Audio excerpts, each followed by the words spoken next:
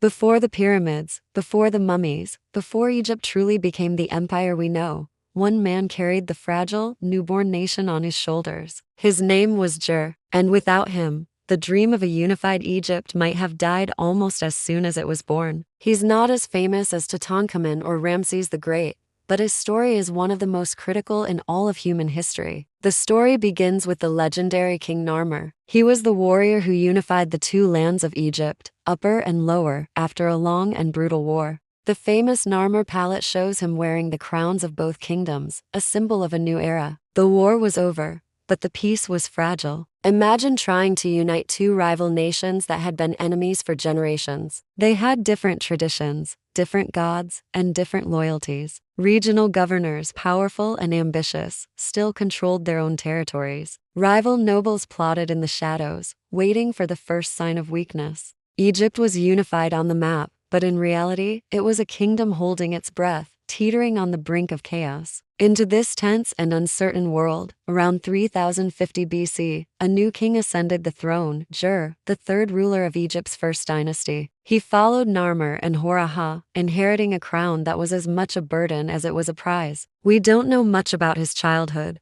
but the few records we have paint a clear picture. He was trained as a warrior, a leader of men, skilled in both the art of battle and the subtleties of strategy. But Djer was more than just a soldier. He understood that swords alone couldn't hold Egypt together. He needed something more powerful: ideas. He recognized the immense power of symbolism, of religion, and of efficient administration. His entire reign would be a test. Could this new line of god kings prove that a unified Egypt was not just a temporary victory, but a permanent reality? Djer knew that military might could conquer a kingdom, but it couldn't rule one. His first priority was to build the machinery of a state. He dispatched loyal governors to every corner of the kingdom, establishing a network of control. He empowered scribes, the intellectual backbone of Egypt, to create a system for collecting taxes and recording resources. This wasn't just about gathering grain. It was about making the pharaoh's presence felt in every village and town. For the first time, a centralized government was beginning to manage the vast lands of the Nile. But Djer's true genius was in weaving together politics and religion. He understood that for people to obey, they needed to believe. The pharaohs were not just kings, they were gods on earth. Djer aggressively promoted the worship of Horus, the falcon god of kingship, whose living embodiment he claimed to be. He also elevated other deities like Anubis, the god of the afterlife, linking his rule not just to life on earth, but to eternity itself. By positioning himself as the essential link between the gods and humanity, his authority became absolute. At the same time, he pushed Egypt's boundaries, securing trade routes up and down the Nile and into neighboring lands like Sinai and Canaan.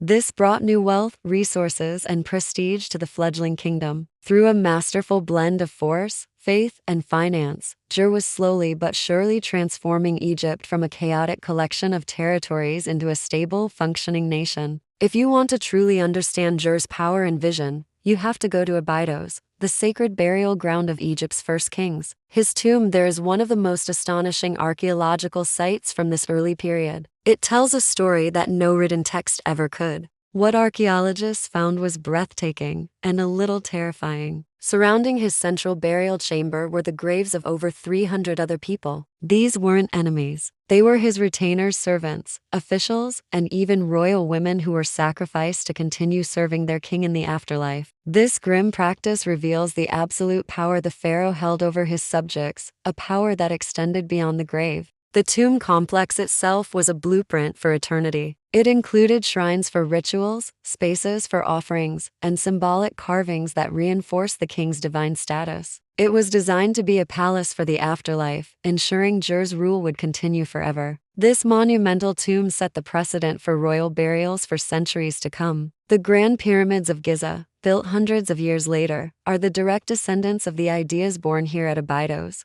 Through his death and burial, Djer sent a clear message to his people and his successors: the king never truly dies. Kingship is eternal, and the pharaoh rules over Egypt, in this life and the next. This brings us to the core concept that Djer perfected: divine kingship. He didn't rule as a man, he ruled as a god walking among mortals. He was Horus on earth, the divine son of Osiris, protected by the gods and tasked with maintaining cosmic order, or Ma'at. Every aspect of his reign was designed to reinforce this belief. The elaborate court rituals, the religious festivals he presided over, the laws he issued, all of it stemmed from his divine authority. The people of Egypt came to believe that the pharaoh was their bridge to the heavens, the only one who could speak with the gods and ensure their favor. This idea was the glue that would hold Egyptian civilization together for the next 3,000 years. Every temple built, every battle fought, every prayer uttered was tied to the central belief in the pharaoh's divinity. Djer didn't invent this idea, but he cemented it,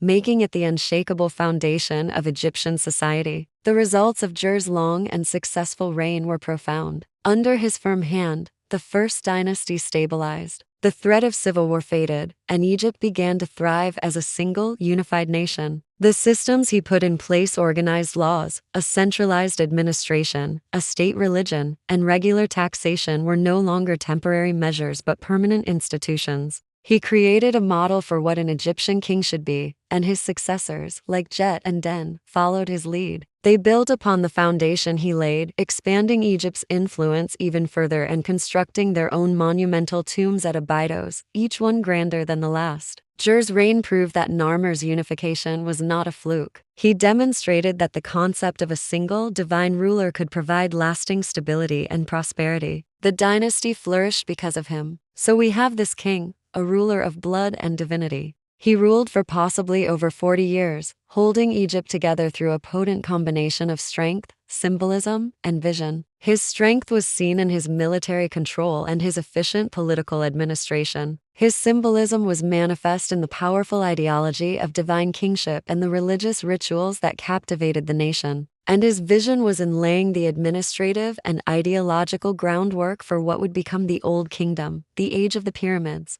When he finally died and was buried in his magnificent tomb at Abydos, the kingdom did not collapse. It did not fracture back into warring states. Instead, it grew stronger. The transition of power was smooth, and the systems he had built endured. This was his ultimate victory. Every great pharaoh who came after, every towering pyramid, every majestic temple, every story of gods and kings carved in stone, traces its lineage back to the precedents set during Djer's reign. So why does Djer, this forgotten god king, still matter today? He may not have the golden mask of Tutankhamun or the colossal statues of Ramses, but his contribution was arguably more important. Without him, the fragile young Egypt that Narmer had forged with the sword might have crumbled back into dust. Djer was the architect who took the raw materials of conquest and built a nation. He transformed the idea of the pharaoh from a mere warlord into a divine ruler, the very center of the Egyptian universe. The story of Djer is the story of Egypt itself, a saga of power, faith, and a legacy carved into the sands of time, meant to last for eternity. If you want to uncover more secrets of Egypt's first kings, hit that like button and subscribe to the channel, because the story of how this ancient kingdom rose to greatness has only just begun. Thanks for watching.